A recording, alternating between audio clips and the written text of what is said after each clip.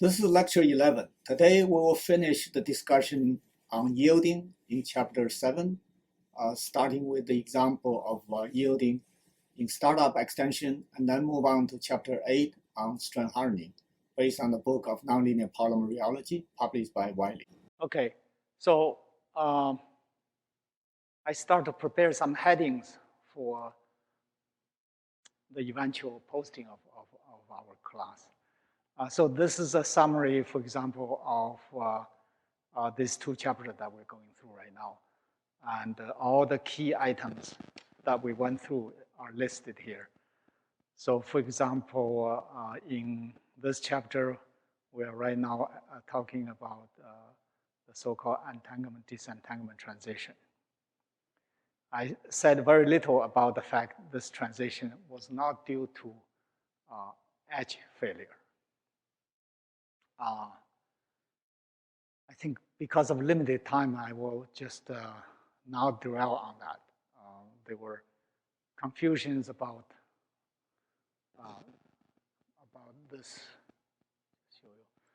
this feature could come from the fact that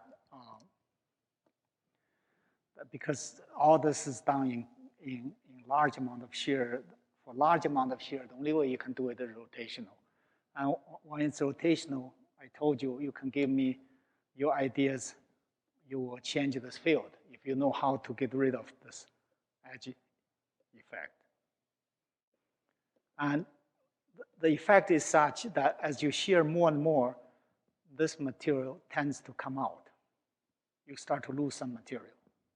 If you do, remember this is a torque mode.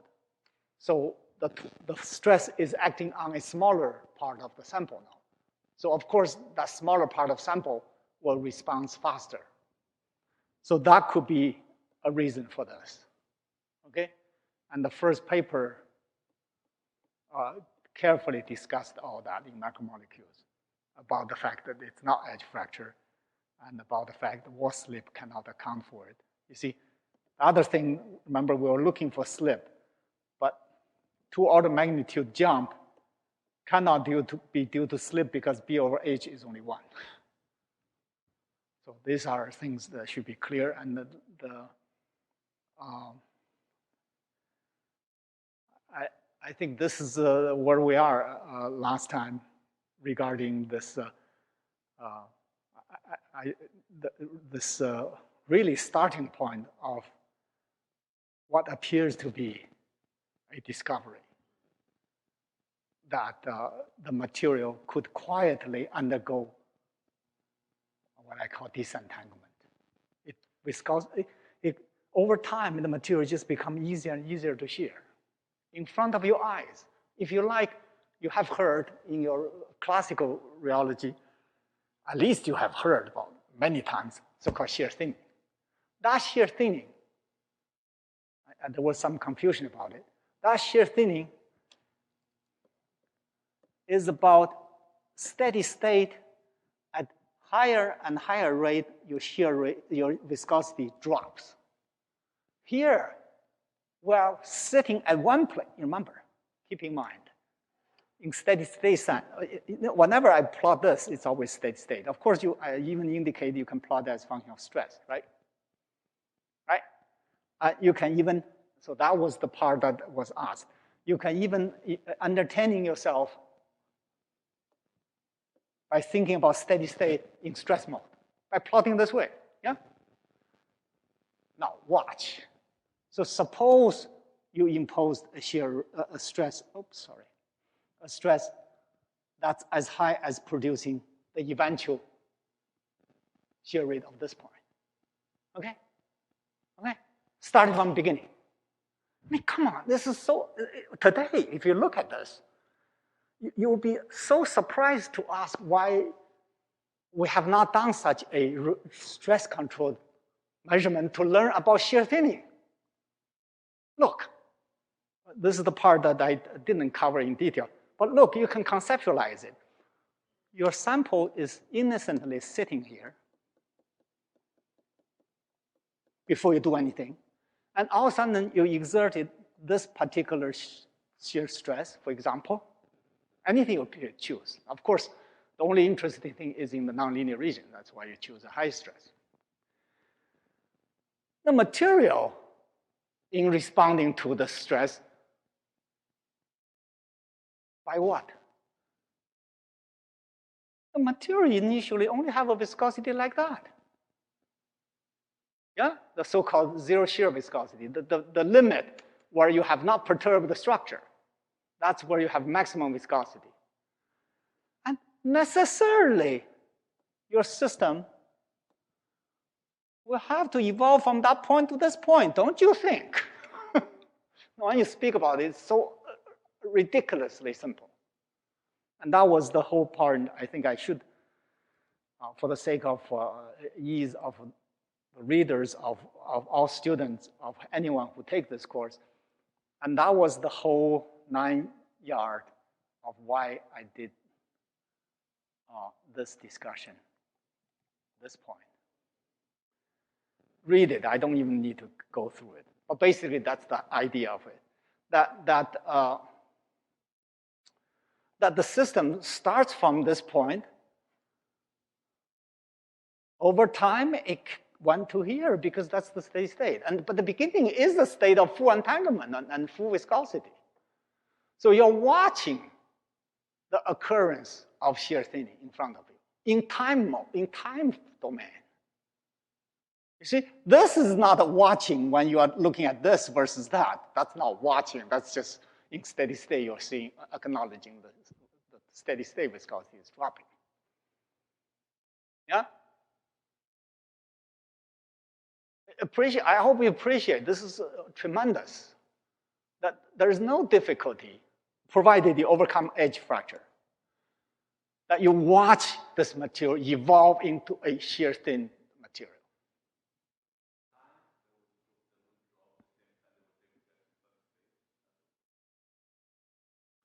The system will take whatever time it takes. And this is how we are capturing the time they are taking. Yes?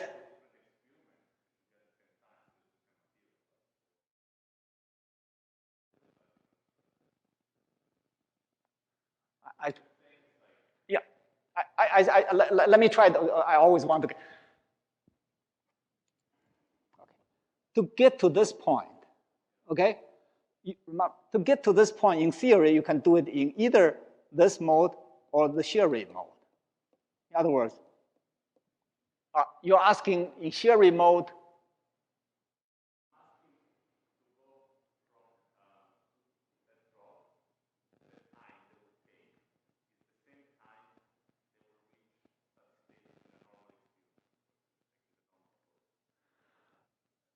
Alex, I only conceptualize for you that it must undergo this journey to go to there. I have not specified how long it will take. Well, that's what this is showing you, how long it takes. No, right? I'm just taking you the journey, that however it takes. If I may inject that point, remember, this is a particular stress which corresponding to producing this point with a particular shear rate, yeah? You can ask the question, gee, if you use this shear rate, do you reach that point earlier than using the stress mode? That's a valid question. And it turns out, you may guess, the shear rate mode should be much faster. Because it right away it went there. And the system just have to get mad and adjust. Yeah. But these two modes, in steady state sense, supposedly they reach the same point. What I was trying to pick up from last time was the speculation that the way the material respond to these two conditions may be different in terms of whether they can develop homogeneous shear or not. That was a key component of this. Since the stress mode allows the shear rate to be freely varying, whatever it takes, we were misled to think that at least in that stress mode, you should have homogeneous shear. But that's how we're inspired to build a device to see it as you have seen several times from the movie. Okay. This really, really was the starting point of nonlinear rheology for us. The wall slip is a precursor. It's a prelude to this. All the wall slip discussion. That it will come back soon enough. We will discuss that topic again, the wall slip part of the story. Now, oh Lord. So before I flip the page, I just want to indicate for you one more time that before this topic, let me get here. Before that topic, we talked about the scaling law. I just want to indicate that for that scaling law, not only we have such figures, but also we have results that are based on both solutions and melts. And that melts result was not based on commercial rheometer. Remember, commercial rheometer cannot handle melts very well. In this kind of homemade rheometer, again, it cannot handle steady state. However, to just look at this point, which may take a gamma, let's say, less than 10, it's possible. In other words, if you have an aspect ratio of your device of 100, then to shear to a region of 10 is fine. This upper plate is not going over the bottom plate. It's only going to go over 10% of it, right? By definition. By definition. So at least for this feature, we managed to be able to even look at melts. So I know I flipped back half of the story to complete the fact that this result is really solid. It is based on not only just solution, which you may complain the several hundred billion pounds of polymers are all melts, and they were never solutions. But whenever possible, we do go back to melts to verify what we learned from solution. Okay. Yes, please.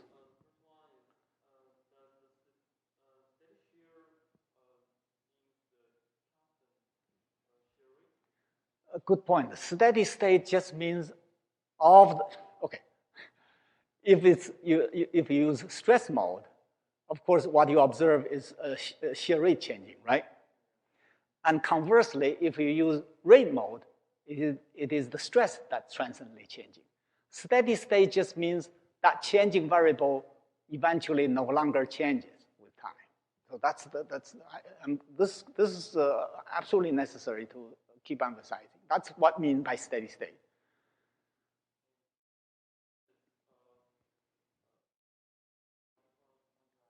Yeah.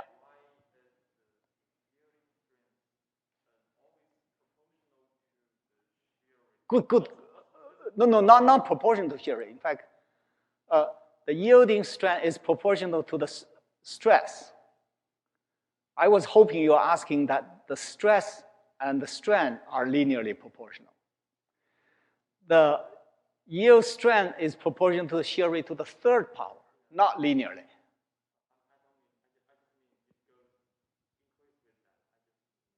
Yeah.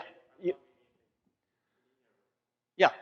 You're asking why it increases. Yeah. And we find out to be 1/3 power. Why it increases is a fabulous question, meaning it is a great question.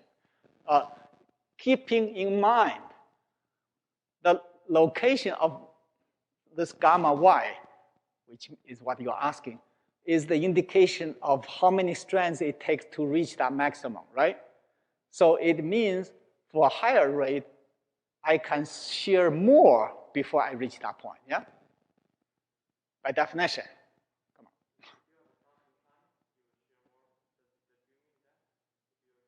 Okay, so this is a language I must be clear about.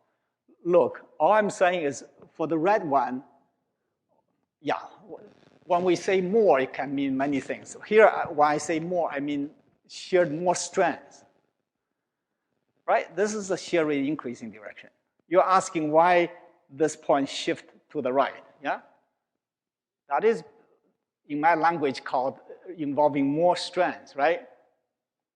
Involving more strands means sheared more, right? So, in fact, let me take this opportunity to mention that if you plot the same data, okay? Oh, Lord. If you plot the same data,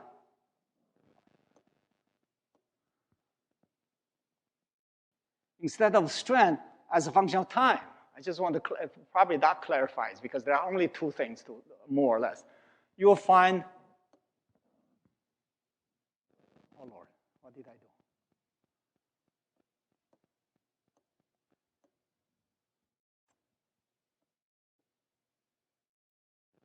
You will find the red one is this, the blue one is this, the green one is this. In other words, the higher the rate, it turns out the earlier it is for you to reach the max. But since it's sheared more, reaching earlier max does not mean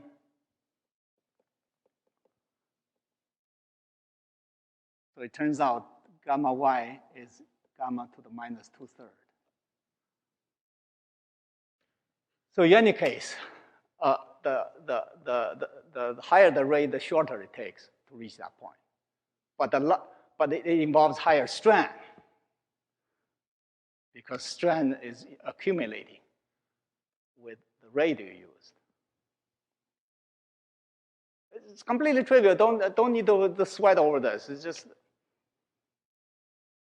just mathematical, completely, right?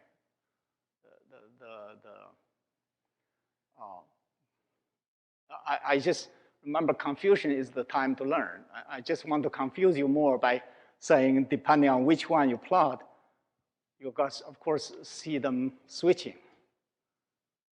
Switching only because this relationship.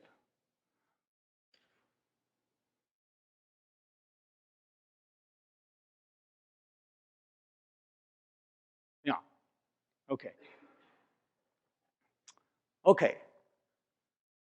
So if we look at this, we could move on. Unless we have more questions. This is, of course, a good juncture. To me, this is foundational. The discovery of this was foundational, was the really tipping point, the beginning of the end of the old rheology, the beginning of the end.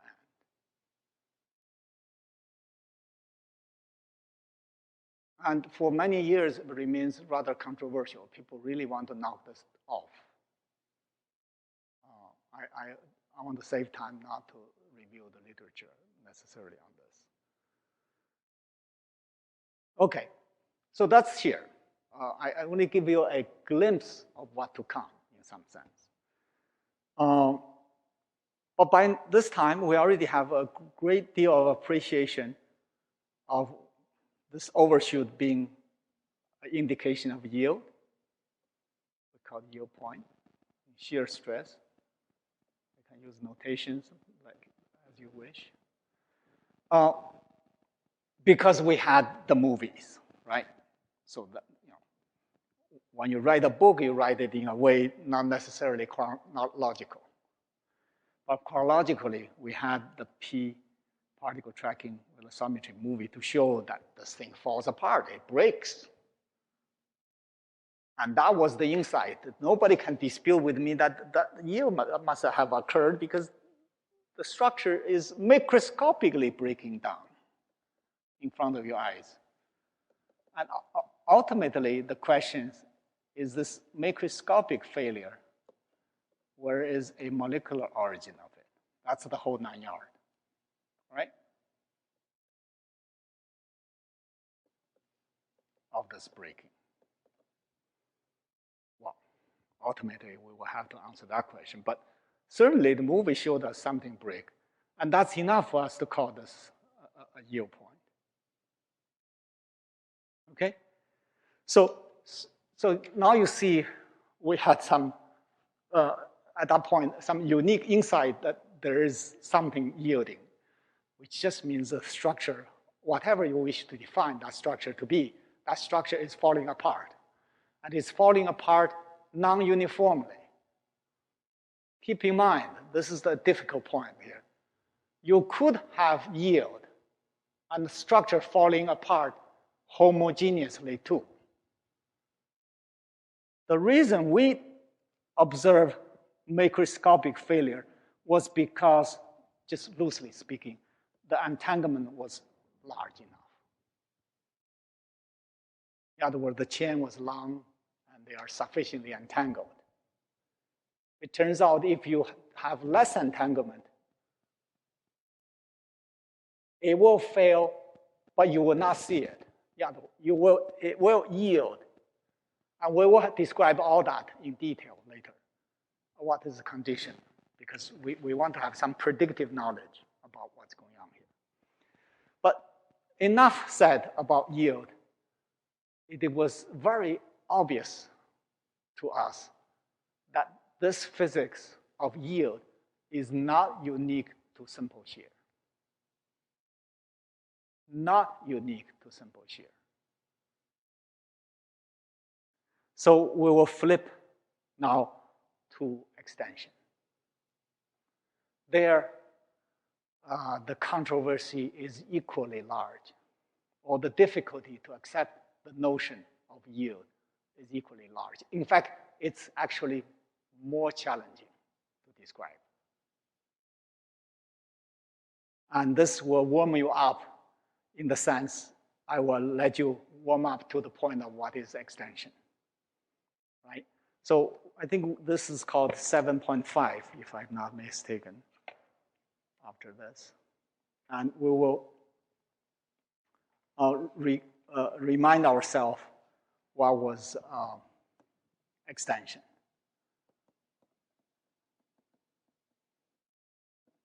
In startup, also startup extension. Okay. Let's remind ourselves what is extension. Of course, it was this, a piece like this, and you're extending.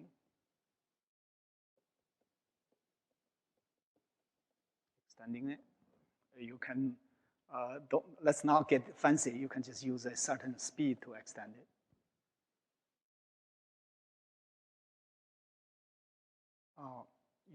For symmetry, there are two ways you can think. You can think what you're doing is this, or you can think what you're doing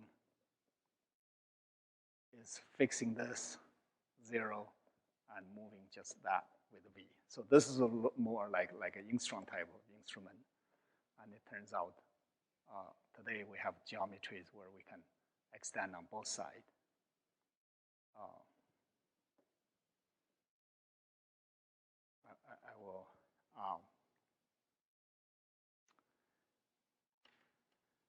I will, let's see. I think it's useful to conceptualize this a little bit.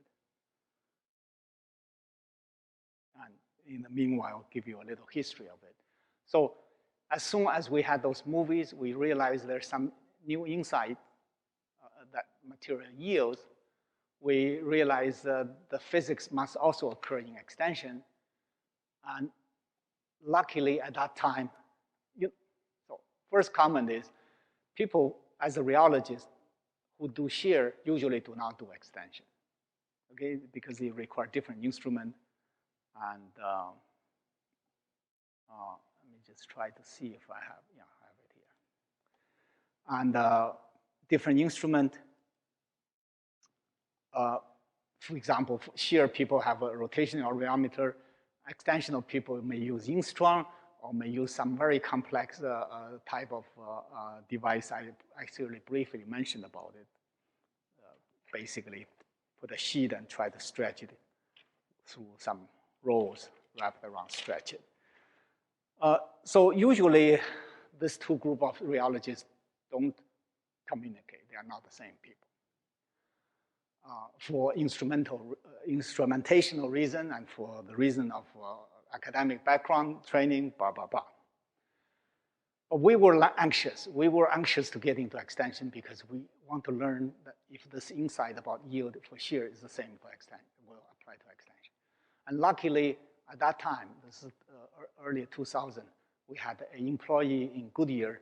In his spare time, he's not doing his work for Goodyear. He's inventing this device, which is shown by this movie, with a shaft from the bottom connected to a rotation device, rotation rheometer.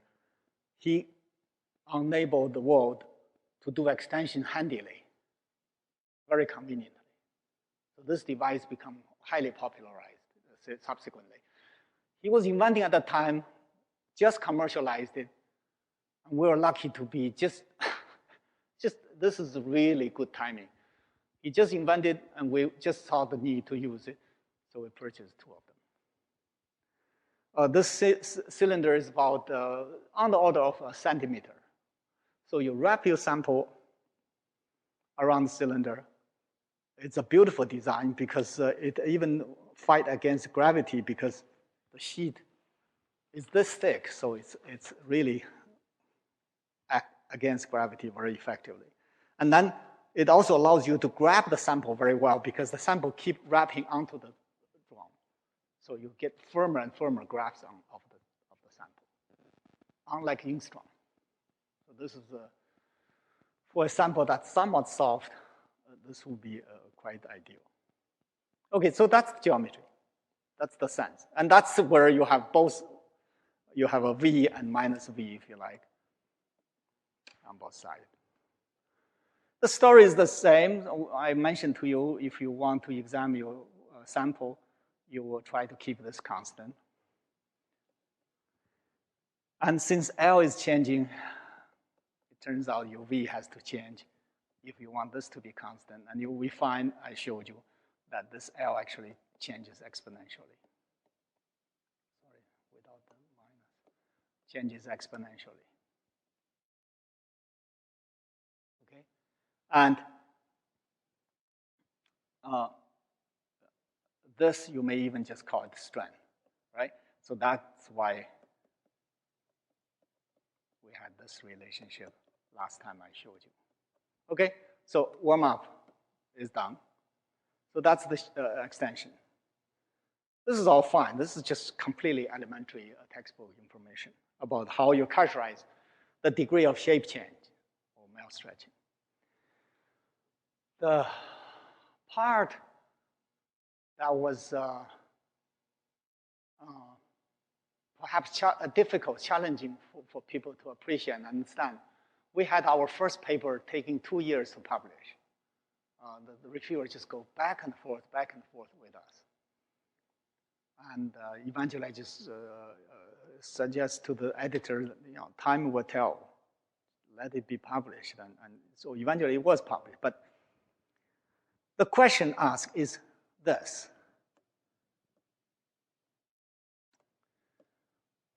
Very, very direct question. What would be there are so many ways to phrase it, signature for yielding in extension, uniaxial extension? How do you look for? What is the feature? What would be the feature?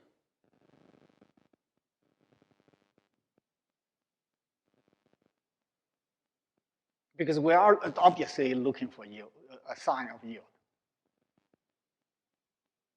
We appreciate that concept. We find that concept to be relatively unfamiliar to the rheologists at the time.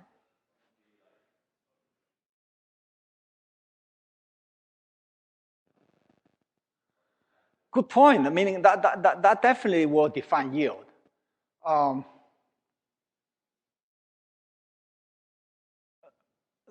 That is the concept. Fine, because similarly, I showed you the same with shear, right? Before the maximum, if you let go, it will come back, the upper surface. Same thing, this filament, if you stretch up to some point, it comes back. Beyond some point, it cannot fully come back, then something has happened. That's fine.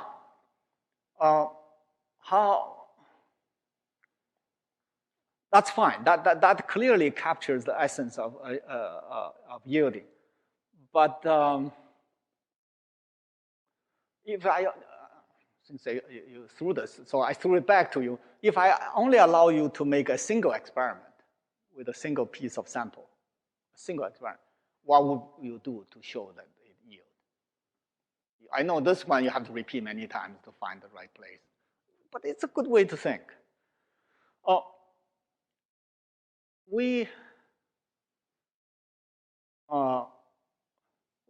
There is a rumor that all polymer physics started from understanding rubber elasticity. So I'm sure you guys all went through rubber elasticity in the following sense, that we treat our polymer as, well, in viscoelasticity, in rubber elasticity, of course, all the points are fixed. You have permanent cross-linking. Okay? In that limit, the rubber elasticity theory teaches us that the force, I don't know what you are familiar with, to be honest. On this sample, you will find forces that emerge as you try to stretch because the sample doesn't like to be stretched, right? And essentially, initially, it's elastic. So we all have daily experience of what a rubber band does. So you stretch more, you find the system resists more, so there's more force acting on your hands as you do. So that's the force. That's good enough. That force, turns out, is proportional to your material's plateau modulus, or in this case, cross-link density, because it's cross-linked. And for a cross-link sample, this is just depend on the number of cross-links per unit volume times KT. Turns out that's rubber elasticity. And then how much you stretch, as I defined here, is lambda. So that's what people derived from rubber elasticity concept theory by assuming these are just a bunch of Gaussian chains. Each of this is, I draw straight, but actually it's a Gaussian chain. And Gaussian chain has certain properties that when you stretch a Gaussian chain, some elastic force emerges. So how much force there is depends on the density. And of course, you don't necessarily have to think about force because you come with a sample that's this thick, somebody else come with a sample this thin. You cannot compare the force because one obviously is larger than the other under the same stretching condition. So of course, it's always force divided by the size of your sample initially. That normalizes everything. Now you can compare your notes with somebody else's notes. And this is, of course, has a name for it called engineering stress. Just a name, but very important name here. So before I get you the answer to, you can start to figure out the answer. I can assure you, if you're trained as a traditional rheologist, you may not get the answer so easily.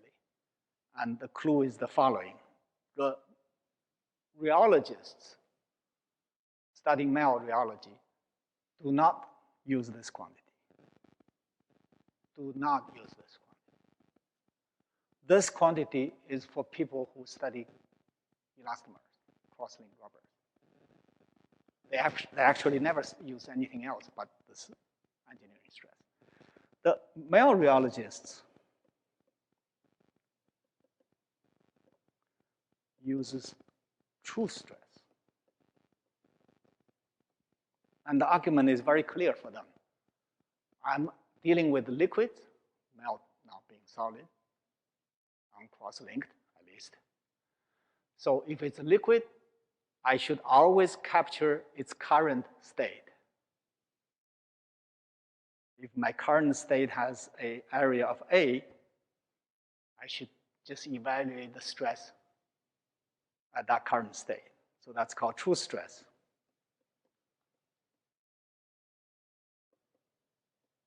You know how they are related, though. Because of volume conservation, LA is the same as L0, A0. Yeah? And therefore, the ratio of A0 over A is nothing but lambda. Yeah? And so if I multiply A0 there, another A0 down, then I isolate and get the quantity of engineering stress. So this quantity is nothing but engineering stress times lambda. Just definitions so far. Completely boring. They are just exactly related this way. No information loss if you choose either one. Huh? Yeah?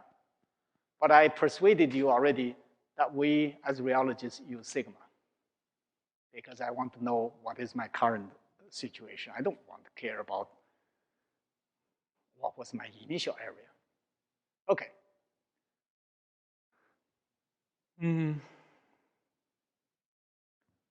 So, in fact, I think, so of course, in our case,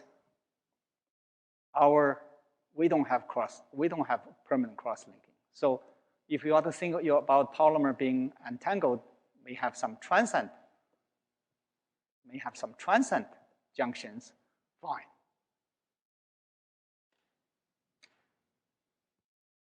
Isn't that yield the idea when does this transient network falls apart? It is. Otherwise, the structure hasn't changed, right? So the structure will change if these junctions start to disappear. If these junctions start to disappear, then my crosslink density start to disappear. So it seems that here's the part I want to confuse you. In the process of stretching your entangled polymers, it could be this PDMS here. In the process of doing that, you have the complication of losing entanglement because you don't have crosslinks. Losing entanglement means structural change, or losing entanglement would mean that you have yield. But here's the thing. You have whatever surviving entanglement is still stretching more and more. Okay? So how much more trivial can it be? So basically,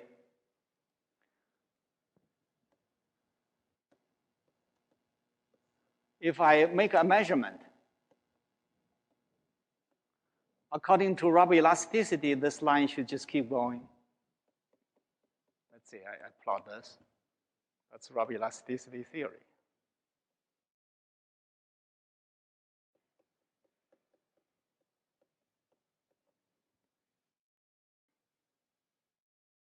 But loss of entanglement would mean I start to deviate from that. You start to see the clue. What can happen? You awaken, you actually could lose entanglement. You could see that your engineering stress no longer increasing, monotonically increasing. Okay?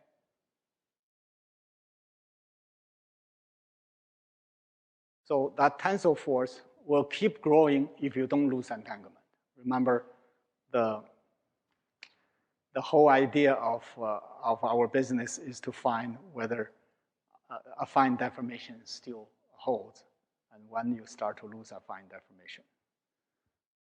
So it's very clear that you may find this point to be the yield point. When this tensile force can no longer build up as I stretch more and more. And the reason it cannot build up is because you start to lose entanglement. You start to lose the load-bearing strands. Okay?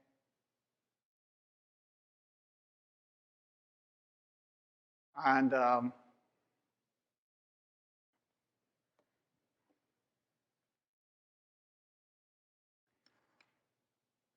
that's basically what I'm showing with this diagram from the book. So treat this polymer as a network. I intentionally draw 6 load-bearing strands here. 1, 2, 3, 4, 5, 6. Okay? I stretch to here. There are still 6 strands. I build force because chains, each of the strands is stretching more and more. So it's reasonable to claim that there will be at one point that you have less strands. Here you see you only have 3 now.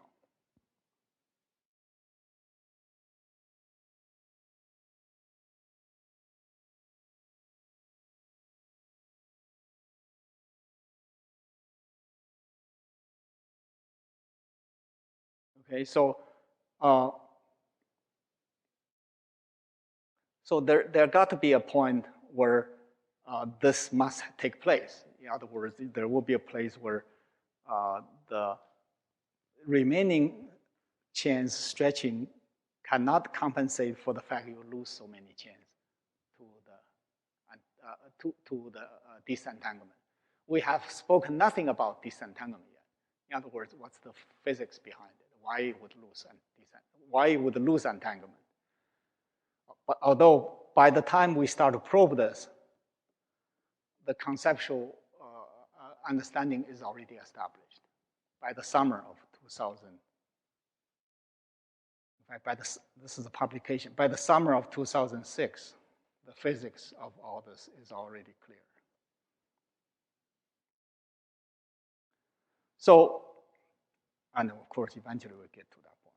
But at least phenomenologically, it's quite straightforward to think that that this rubber elasticity behavior cannot last, because that's only a feature for cross-link sample.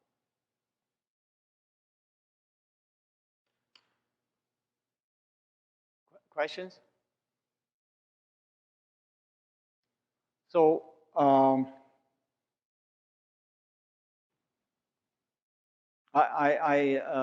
this will come again and again. I want you to, seems like you guys have no questions, as if this is all quite transparent to you. But it took the reviewer 2 years to allow us to publish it.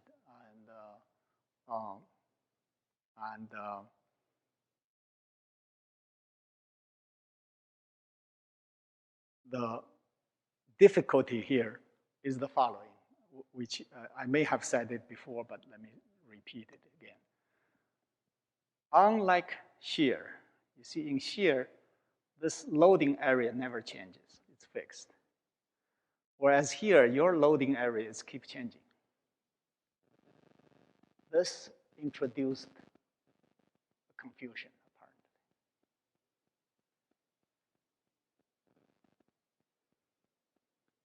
apparently. And you may take a few minutes back after the class to realize this quantity took care of that business. In other words, when you think in terms of this engineering stress or the total force, the fact that loading area is changing as a complicating factor is removed. We're merely talking about the total amount sample's ability to resist deformation. If that weakens, I must no longer have 6 chains. By definition, any moment that stress, that engineering stress drops over time, must indicate you no longer have 6 chains. Because my other factor, that's this factor, is still increasing with lambda. Okay? So for this to decrease, necessarily means this G must be decreasing. Yeah? For God's sake.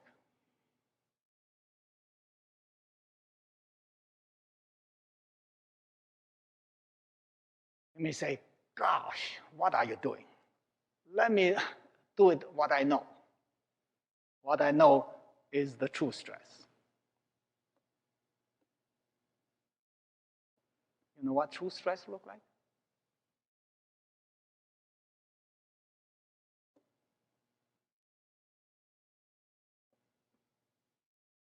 The true stress may look like this. If I exaggerate a little bit, I call this featureless.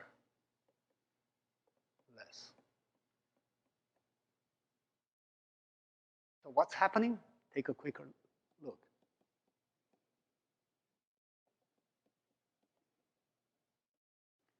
This object is decreasing with lambda, eventually reaching this point.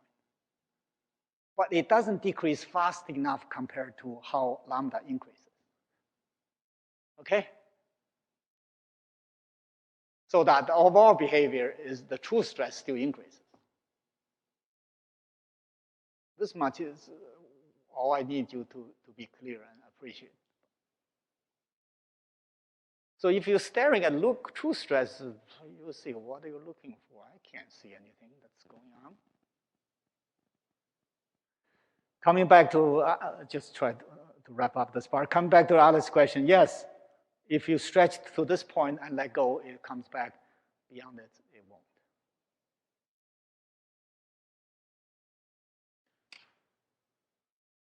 It was a struggle. And in fact, say struggle is an understatement. Perhaps with the few classes I have taught and with you guys in the class, the rest of people still are unfamiliar with this notion in the world, I think. Or even may not even adopt this notion, whether they know or not. So let me summarize, since I have introduced these concepts already, what is going on. And in particular, let me summarize by comparison between shear and extension. And that will give us the introduction for the next topic in the next chapter. So in shear, as I mentioned to you, remarkably, the loading area doesn't change. We appreciate it in shear. You know, sometimes you can use a label, but we know we're doing shear, so we drop those labels. In shear, we appreciate the idea that everything starts from 0, it's elastically deformed, answering the question of steady state. This is all in startup rate control. Okay, rate control. So steady state means the stress no longer changes. Yeah, that's what it means. That's steady state. And necessarily, there got to be a transition between these two. I know I draw the wrong slope. So necessarily, it will be somehow crossing from that point to that point. Because we know the beginning point and end point, for sure. We know for certain, right? So in between, it connects. It connects like this. Can we do the same for extension. And suppose I choose to use engineering stress. Well, then you know, right? You know that in the beginning it also does this. Okay. Steady state means what?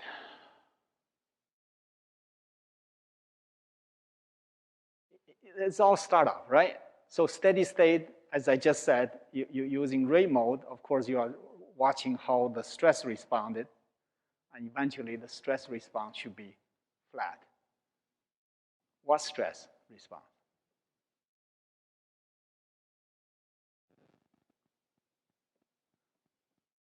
Of course, the stress response of the true stress, yeah?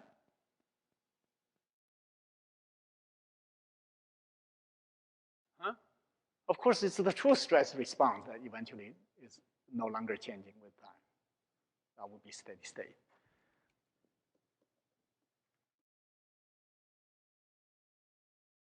What does that mean?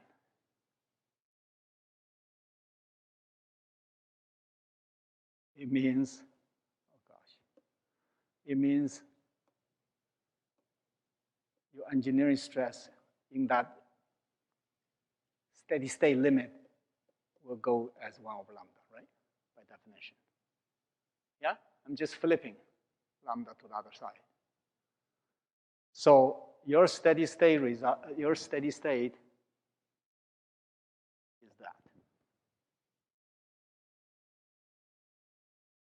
And now you can see I have constructed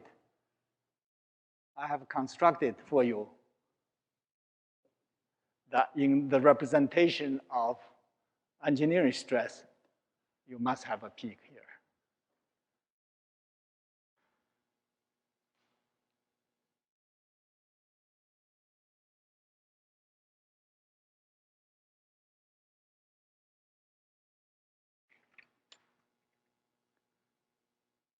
Okay?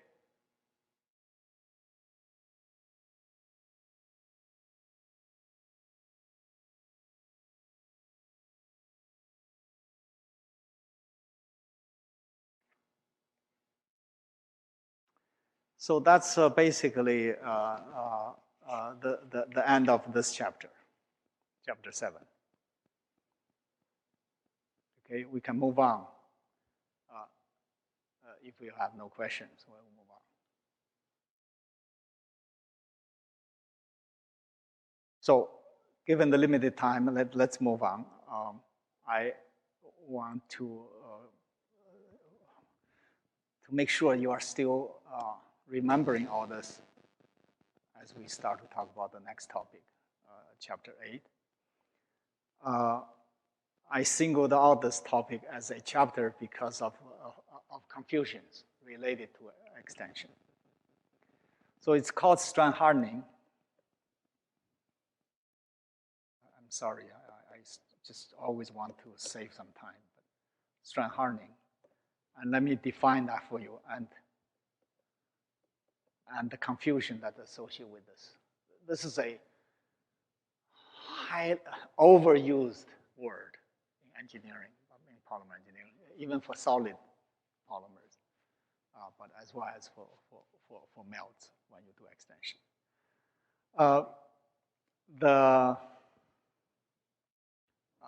I want to clarify a conceptual confusion on this. For that reason alone, I wrote this chapter. Again, very few probably are knowledgeable about what I'm saying here in the world today. We have no time to read books and learn what is going on. So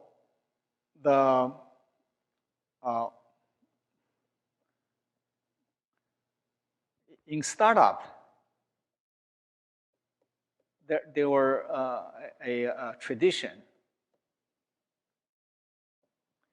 of not doing typically, often, not doing what I do. I just showed you that if you call this Ty, this is sigma y. I just showed you that Ty actually goes with shear rate as minus 2/3. And I appreciate that this is a yield point and so on and so forth, right? But in startup, often we don't do that way in the literature. We typically like to do it by plotting, instead of shear stress normalized by the shear rate, which obviously has the dimension of viscosity. And this is when I learned it, it was confusing to me forever.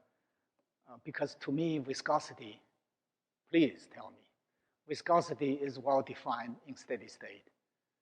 And I have no notion what it means in the transient. Sure, it follows that definition, but I don't have insight about it. And that's why we did it this way.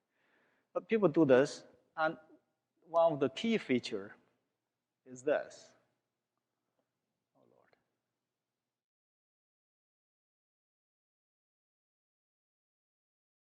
Lord. Is that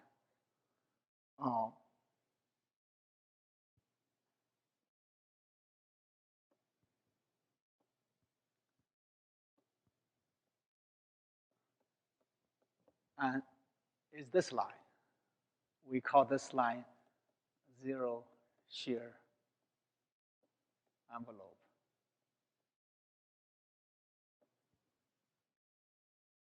In the limit of very small, very weak shear, you can get such a curve. Okay? It's a reference point, if you like. And then you can examine all of your responses for Wi larger than 1. Keep in mind, for all we discussed so far here, no wall slip, no shear inhomogeneity or shear band, whatever. We're just treating this as if everything was innocently no shear inhomogeneity. Okay.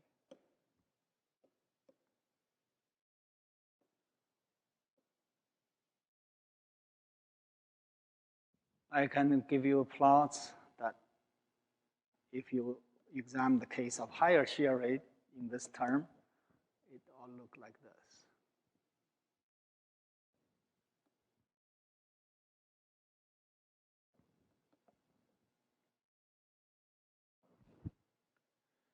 All below the red curve.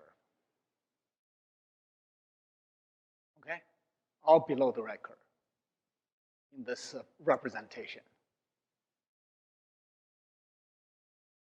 You may have to guess which way it goes. Which way it goes? Which way my arrow?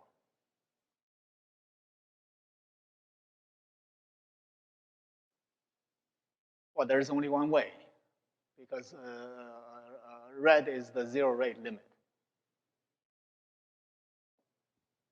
Okay? As I increase the rate, I go from black to blue to green. And this, I suppose, in the traditional rheology, they should have presented, if they speak about data, this is often the way you will present the data. And this behavior, the fact they are below the red curve, is sometimes casually said as strength softening. Okay. Fine. Let's just turn to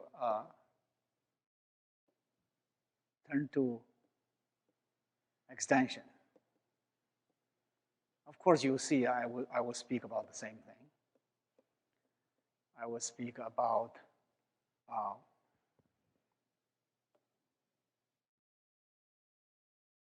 so maybe to go the next page. I'll speak about defining a viscosity, which is really the true stress divided by Hanke rate, and as a function of time. And the first order business is again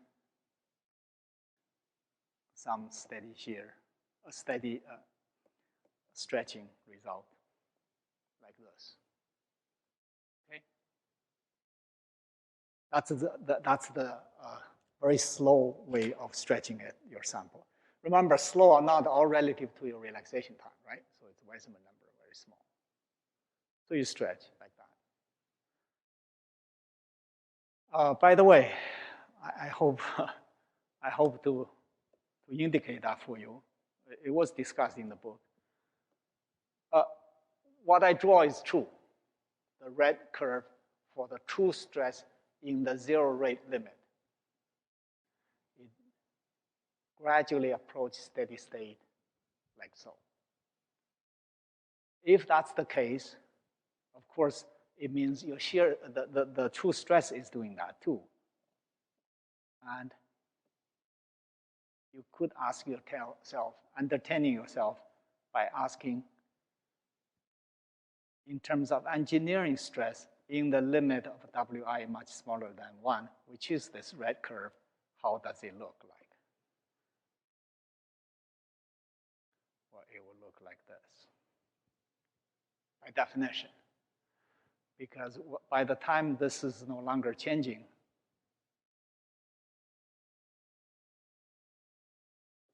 when the sigma is no longer changing,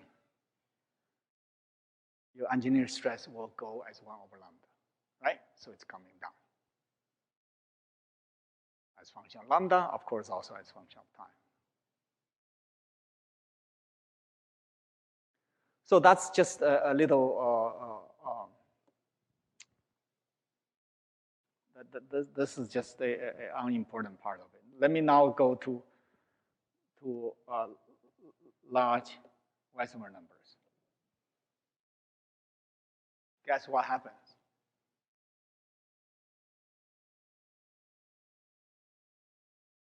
How would I plot? Or guess what happens, rather? Guess what happens? Where do I draw? Larger than 1.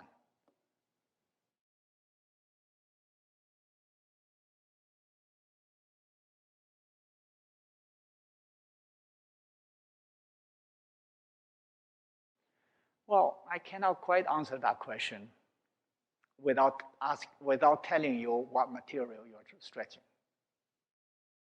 Okay?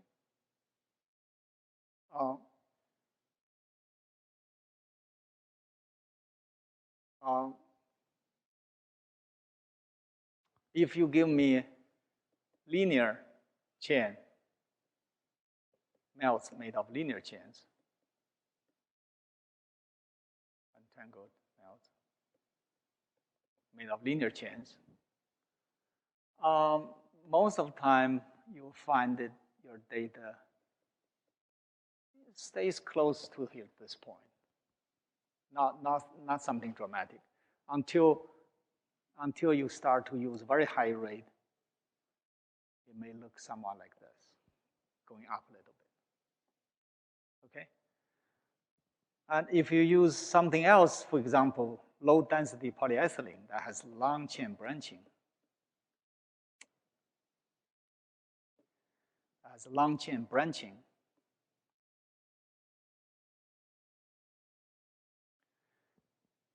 it does something fairly dramatic.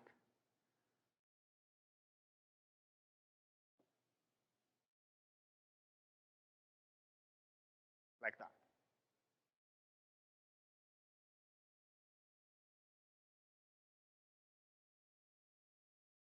And this contrasts very sharply with the strength softening you see in shear.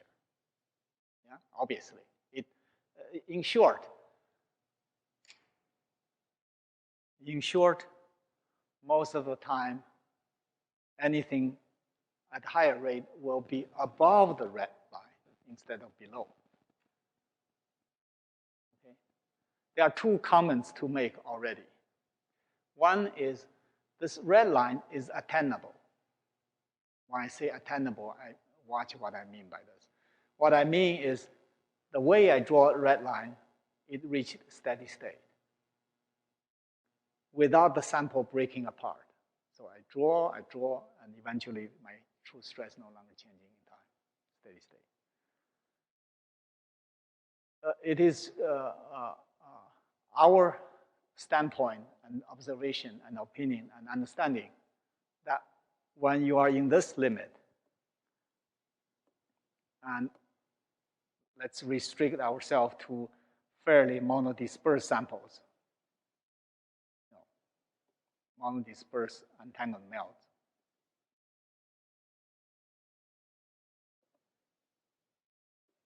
No steady state to speak about. The sample, as I draw, look at my PDMS, it breaks. It will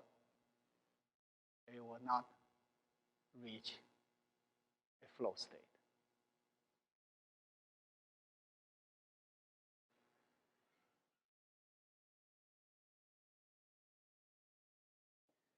But this contrast, or this feature being so different than shear, instead of strength softening, its strength hardens, representing the fact that it's above the red line instead of below the red line.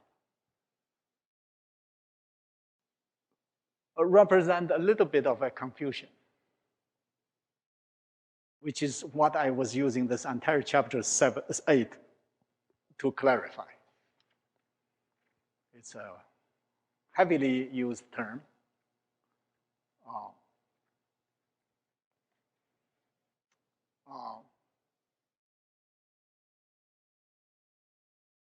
So it was necessary to have some conceptual understanding of, first of all, why it stays above the red line. Secondly, if it stays above the red line, what truly does it mean? In other words, can strength hardening be a sufficiently instructive phrase to describe this feature, or to describe what is happening when it is above the red line? And that was the aim of chapter 8. In short, you can see I use quotation marks. In the literature, sometimes people can get even careless and call this strength hardening is due to chain stretching. This is commonly said.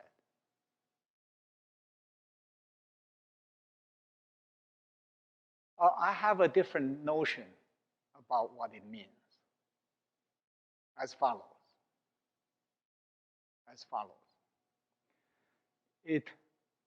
The confusion about calling such behavior strength hardening, because hardening means something structural, okay?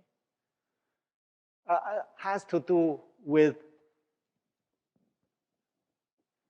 the wrong choice of reference.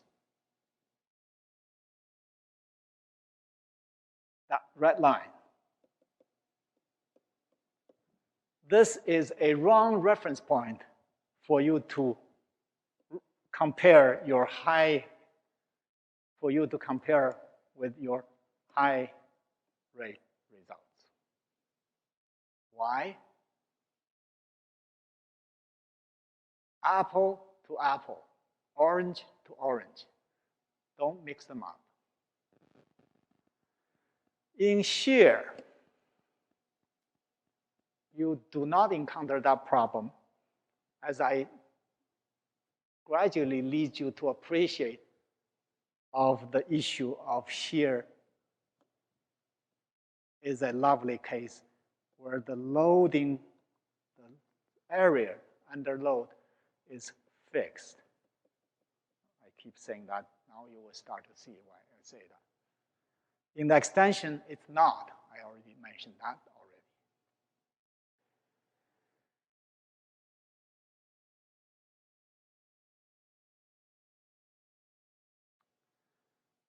In fact, we can go back to here to appreciate it.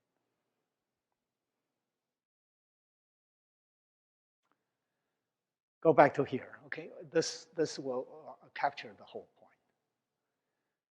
When we are stretching our polymer in the zero rate limit, stretching, the red line, we acknowledge that this structure, as I stretch, does not get perturbed. The structure does not change. Therefore, oops, as I was drawing that line,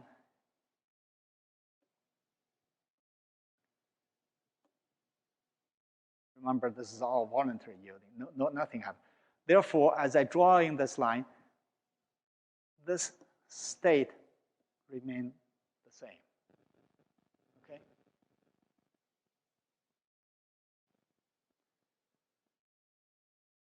What about this state when you stretch? It is a structurally different state. It is, look in the direction of stretching. That's this. You see that is a very densely packed number of load-bearing strand. It's a totally different material. For this totally different material, you should not use this apple to compare.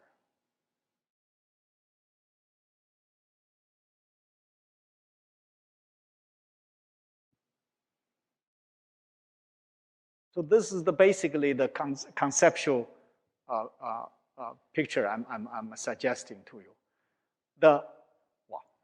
What are we talking about? As I just said, if you're examining your object here relative to the reference here, yes, you will have that. Because it's a stronger material. It's a denser material. It's a denser network. Yeah, it's a denser network.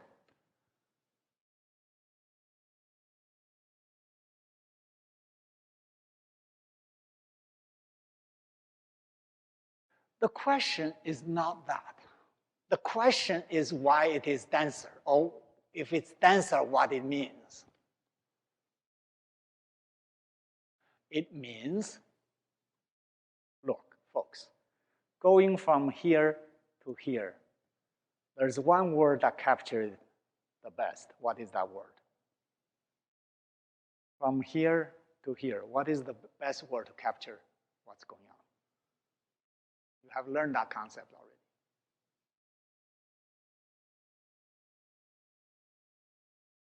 It's a word start with A. Yeah, affine deformation it's called. Okay? Let's connect every point together.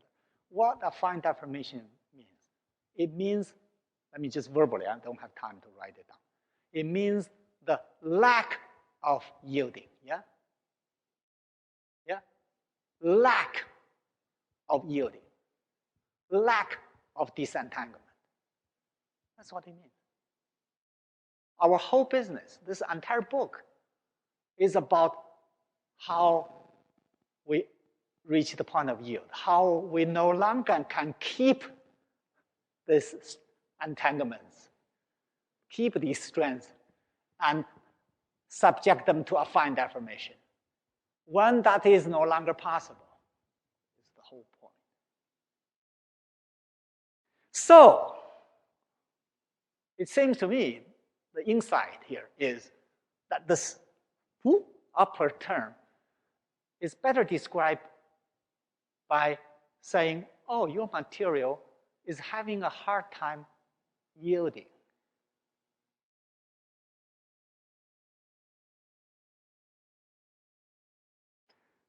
And it turns out this long chain branching delays yielding. The long chain branching prevents your sample from falling apart. By falling apart, I mean into entering a flow state, lose all of your entanglement. Is what I mean by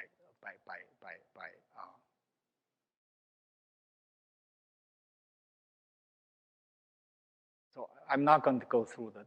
I'm just going to show you the data. So this is a low density polyethylene. Let's just take a quick look and we're done for today. This is a low density polyethylene, has a lot of long chain branching. I'm plotting it in my way on the right. That's my way of plotting it. The engineering stress plotted as function of lambda. You see a elastic response, and it's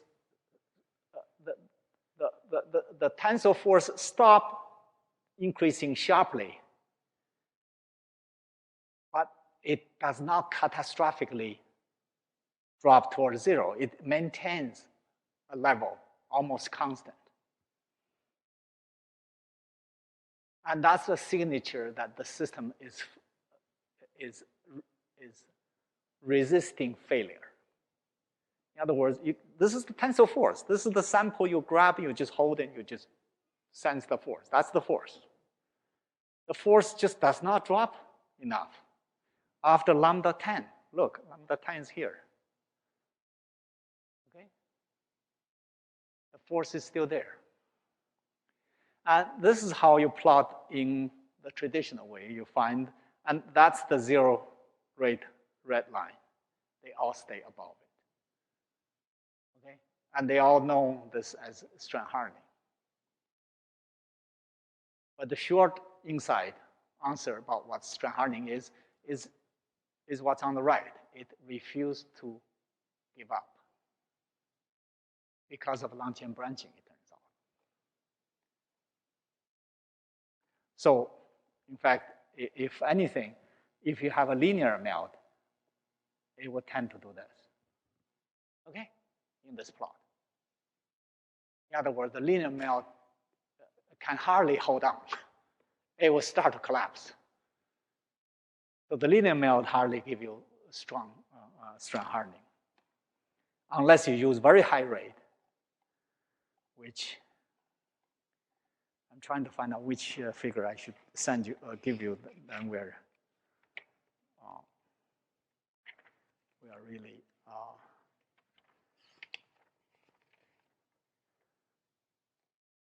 yeah. So it's really the next figures. So the linear melt, that's something like this. Polystyrene, SBR, just tiny bit. At high enough rate, it turns upward. And that, by the way, we're finishing this really fast. By the way, this turning above it is true strand hardening. Okay, this very earlier upturn is true strand hardening because the chance is reaching non-Gaussian stretching limit, the finite extensibility limit.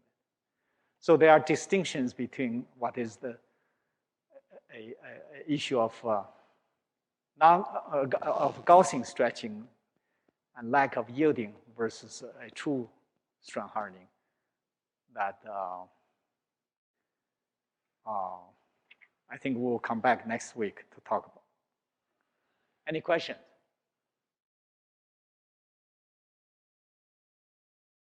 Okay, we're done actually for today.